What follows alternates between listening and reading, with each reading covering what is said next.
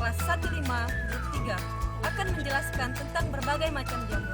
Jangan lupa subscribe, like, comment, and share video ini. Ayo, pantengin terus video kami.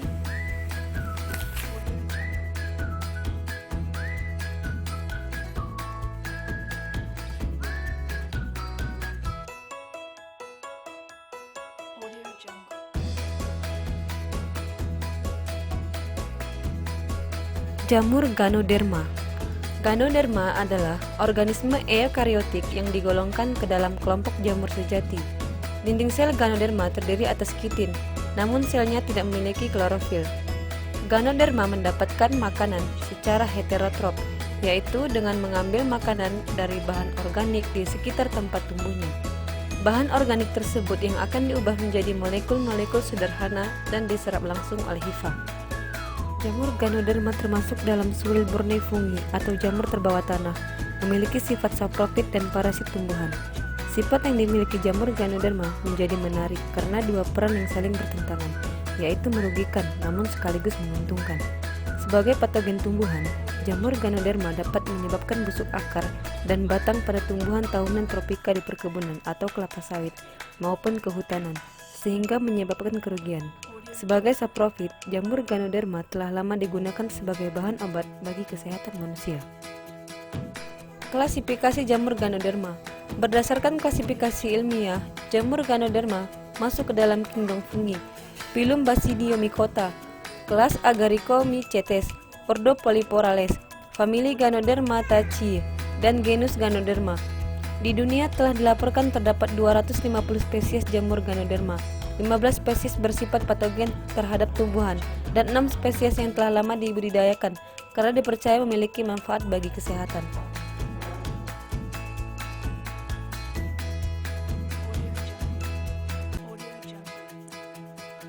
Jamur gerigit atau Schizophyllum common adalah spesies jamur dalam genus Schizophyllum. Sering dijumpai di batang kayu, pohon jati, kayu rambung, dan kayu pintang. Jamur ini sering disebut dengan jamur kayu. Adapun ciri-ciri jamur ini berwarna abu-abu, daunnya dapat mengembang hanya sampai 5 cm, kecil dan sering tumbuh bergerombolan, tidak beraturan, bentuk daunnya menyerupai bentuk kipas, dan warnanya putih hingga kecoklatan. Sedangkan untuk usia tumbuhnya cukup singkat, yaitu 3-4 hari sudah dapat dipanen. Jika melewati usia seminggu, biasanya daunnya mengeras dan tidak enak untuk dimakan. Jamur gerigit hanya akan muncul di saat musim penghujan dan banyak tumbuh di daerah tropis. Jamur gerigit berkembang biak melalui perkecambahan spora, kemudian menjadi hifa. Hifa merupakan suatu benang-benang halus yang ada pada jamur. Adapun fungsi hifa untuk menyerap makanan yang telah dicerna terlebih dahulu secara ekstraseluler dengan bantuan enzim. Mycelium, stadia pinhead, stadia buton, dan tubuh buah jamur gerigit. Jamur juga melakukan reproduksi. Adapun reproduksi jamur dilakukan dengan dua cara, yaitu reproduksi secara seksual dan aseksual. Reproduksi secara seksual dilakukan dengan konjugasi, sedangkan reproduksi secara aseksual dilakukan melalui fragmentasi, pembentukan tunas, dan spora aseksual. Struktur tubuh jamur terdiri dari uniseluler atau bersel satu, dan multiseluler atau bersel banyak. Dinding sel jamur terdiri dari kitin, bukan selulosa seperti yang ada pada tumbuhan.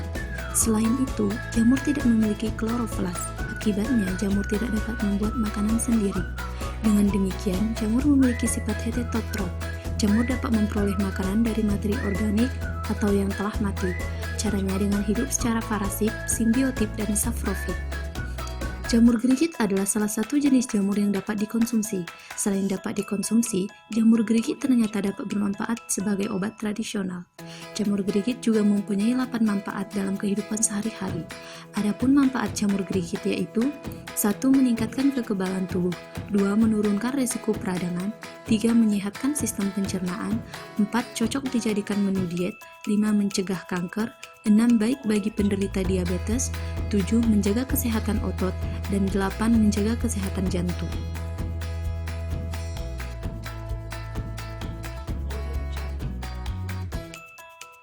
Halo, nama saya William Sinaga. Saya akan menjelaskan mengenai jamur merang.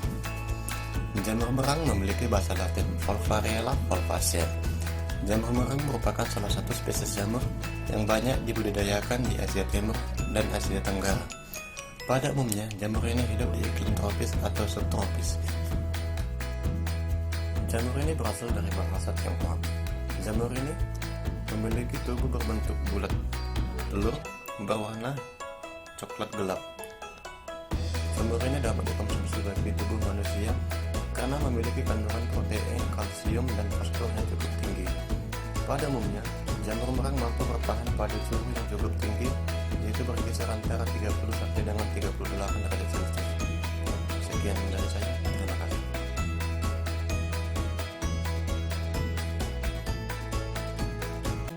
Saya di sini akan menjelaskan tentang jamur barat. Jamur barat atau Clitocybe nebularis adalah jamur yang hanya ditemukan pada musim barat. Musim barat ditandai dengan datangnya hujan disertai angin kencang. Di dalam jamur mengandung nutrisi protein 8-49%, karbohidrat 17-65%, lemak 1-14%, dan mineral 1-13%. Protein di dalam jamur barat terdapat asam amino yang bernama asam glutamat. Asam amino inilah yang menipu lidah kita. Jika selama ini lidah kita hanya bisa mengecap rasa manis, pahit, asam, dan asin, lalu mengkombinasikan dan menjadi enak. Asam glutamat telah meramu rasa-rasa tersebut menjadi sedemikian gurih. Ada rasa daging, enak, dan nikmat. Susah menjelaskan rasa enak itu seperti apa. Yang pasti, itulah yang disebut dengan umami. Umami saat ini familiar dari jamur. Bumbu alami ini dapat dengan mudah ditemukan di pasaran dan menjadi lawan dari bumbu-bumbu sintetik. Pilihan kita dalam memilih asam glutamat inilah yang bertanggung jawab terhadap rasa enak, berkembangnya pengetahuan. Maka ilmuwan membuat tiruan dari asam glutamat menjadi monosodium glutamat yang kita kenal dengan MSG atau micin. Sekian, terima kasih.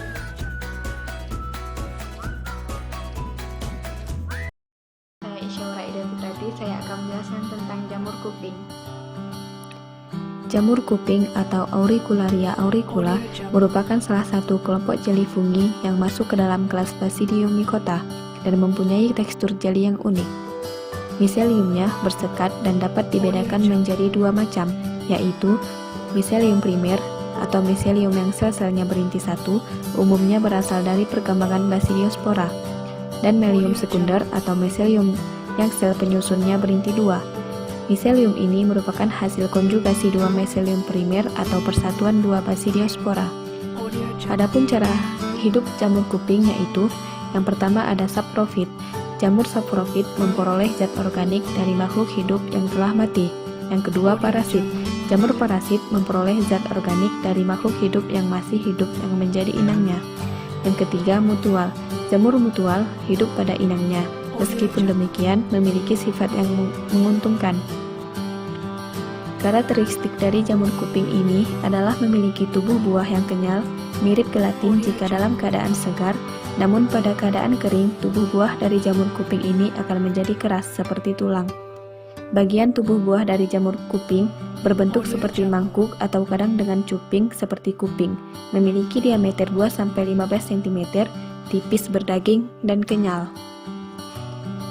Pertumbuhan badan buah jamur kuping suhunya optimum 22-25 derajat Celcius. Kondisi kumbung penelitian saat siang hari memiliki suhu yang tinggi atau hingga 30 derajat Celcius. Jamur kuping memiliki banyak manfaat kesehatan, diantaranya untuk mengurangi penyakit panas dalam dan rasa sakit pada kulit akibat luka bakar, dan untuk mengatasi penyakit darah tinggi atau hipertensi, pengerasan pembuluh darah akibat pengumpulan darah, dan kekurangan darah atau anemia, dan memperlancar proses buang air besar.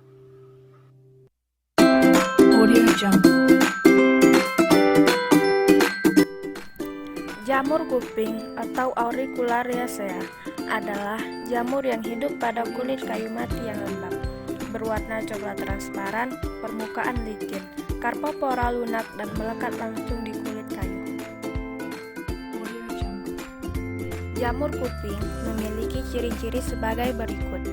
Yang pertama, berwarna coklat kehitaman. Kedua, berbentuk seperti mangkok atau kuping. Ketiga, jamur kuping akan menjadi kering seperti tulang jika dalam keadaan kering. Keempat, memiliki tubuh yang kenyal. Kemudian, jamur kuping hidup pada iklim yang muncul pada suhu 22-28 derajat Celcius. Kelembapan udara berkisar antara 80-90%. Dapat hidup pada musim panas maupun musim dingin. Jamur kuping berkembang biak melalui cara reproduksi vegetatif dengan membentuk tunas dan reproduksi generatif yang menghasilkan spora. Reproduksi jamur kuping dengan cara berkembang biak.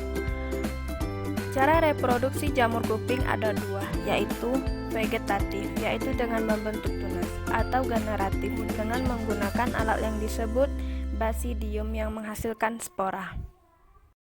Memiliki struktur multiseluler yang membentuk ukuran tubuhnya 1 meter.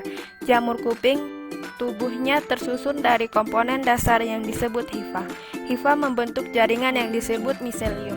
Miselium adalah bagian jamur multiseluler yang dibentuk oleh beberapa hifa. Hifa adalah struktur menyerupai benang yang tersusun dari dinding berbentuk hifa. Manfaat jamur kuping antara lain adalah mencegah penyakit Alzheimer. Penyakit Alzheimer yaitu kondisi penurunan fungsi otak yang biasanya terjadi pada lansia. Kemudian, merawat sel-sel tubuh, mencegah anemia, dan meningkatkan daya tahan tubuh.